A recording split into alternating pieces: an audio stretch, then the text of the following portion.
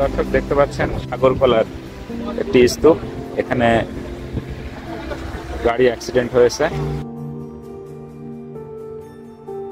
কয়েকদিন ধরে বৃষ্টির কারণে রাস্তা পিচ্ছিল থাকায় লালপুর উপজেলার কদমশিলান ইউনিয়নের দায়েরপাড়া এলাকায় রাজশাহী পাবনা মহাসড়কে বৃহস্পতিবার আনুমানিক ভোর ৩টায় কলা বোঝাই একটি ট্রাক নিয়ন্ত্রণ হারিয়ে দুর্ঘটনা ঘটেছে।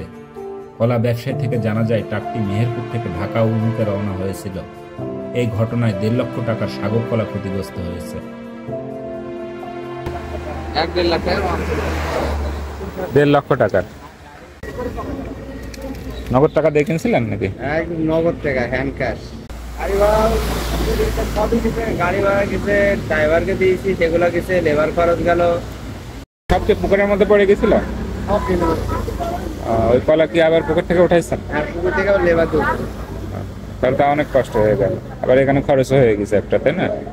কত টাকা খরচ হলো পুকুর থেকে উঠাইতে? 4-5 টাকা। দুঃখজনক।